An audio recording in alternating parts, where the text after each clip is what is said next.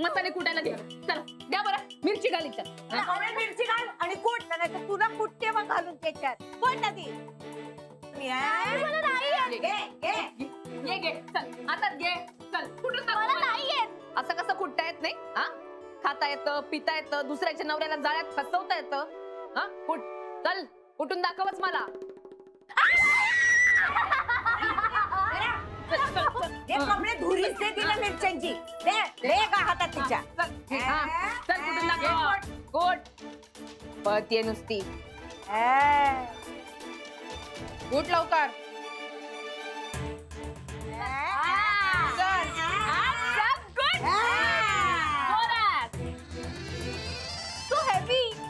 दुसऱ्याच्या घरात वाकून बघायची लय हाऊस आहे ना तुला. आता कुठ ना मिरच्या कुठ.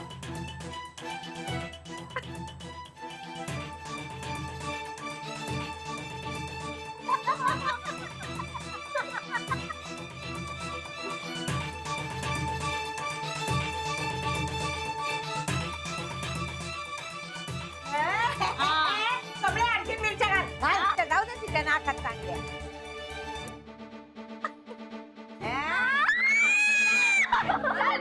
चल चल आता बसते की काय तू. चल खोकून राहिली नुसती. चाल लवकर.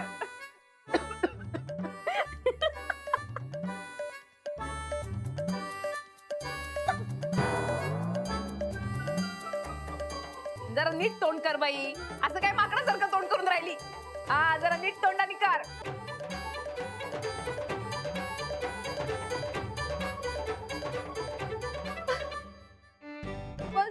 झालं ना सगळं. बस नाही. चल कर. हा पुरा मसाला कुठून घेणार आहे आज तुझ्याकडनं. हा आम्हाला चिडवत होती ना. चल चल चल चल.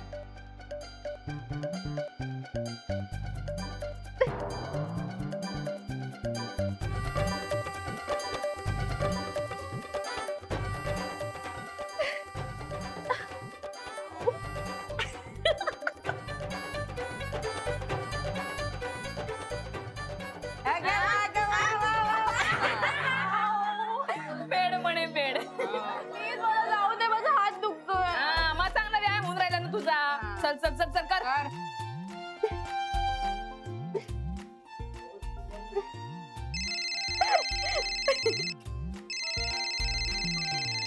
चल जोर जोरात कोट. हा बोल रेवती. काय ग काय करतेस. मसाले कुटायचं काम सुरू झालं. हाव ना. आणि रेवती नुसते मसाले नाही कुठून राहिली मी कुठून राहिली माझ्या नवऱ्याची बायको.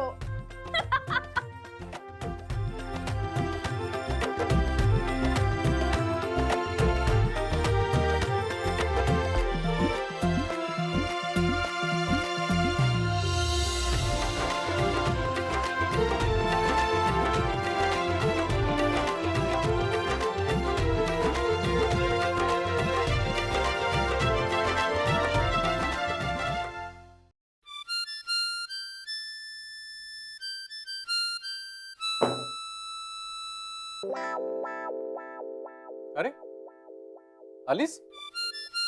काय झालं का जॉगिंग. किती कॅलरीज बर्न केल्या.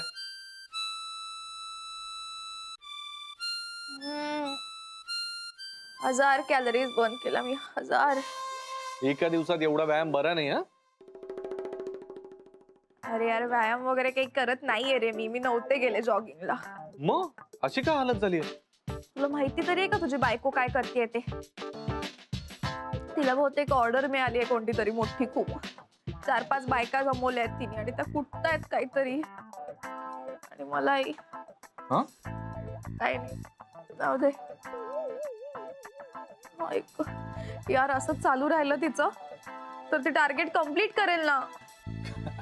Come on Sanaya. Sorry sorry. हे बघ एक गोष्ट लक्षात घे. आपण एक कंपनी रन करतो.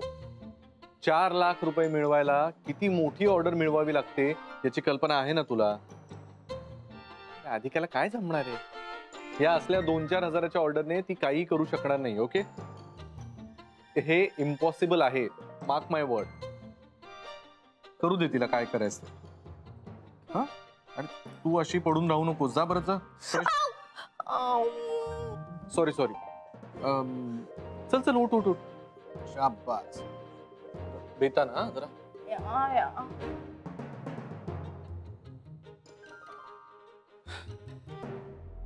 राधिका पण ना आयुष्यात कधी मोठ्या पदाला जाऊच शकत नाही. एवढी कपॅसिटीच नाहीये तिची. एक ना एक दिवस माझ्याकडे हात पसरून ती नक्की येणार. नानाजी सगळं मोजून घेतलंय मी. पहिल्या घाणात होऊन जाईल, पण दुसऱ्या घाण्यासाठी काही काही गोष्टी कमी पडून जातील. त्या आजच आणते मी. मग असं आपण नानाजी. नानाजी आधी पाणी प्या बरं, आणि आतमध्ये जाऊन बसा. काय होत नाही, ठीक आहे मी. अहो नानाजी, मसाला कुट्टांना ढास लागणारच ना. तुम्ही बसा ना आतमध्ये. अगं काही झालं नाही, मी ओके आहे. नानाजी नाही तर तोंडाला फडकं तरी बांधा. ओके आहे मी, ओके आहे. नानाजी, तुम्ही-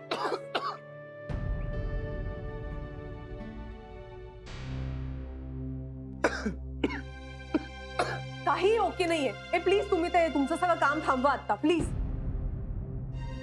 राधिका काय पसारा घातलायस घरात? या सगळ्या वासाने ना ठसका लागतोय आम्हाला. ए, काही होत नाही, जा. त्रास होत असेल ना तर आज जा, दार लावून घ्या. नाना तुम्हालाही त्रास होतोय ना, हे दिसतंय मला. पण नाही, राधिकाच्या विरुद्ध कोण बोलणार ना समिधा. हे बघ राधिकाताई, सगळ्यांनाच त्रास होतो इथे आम्हाला.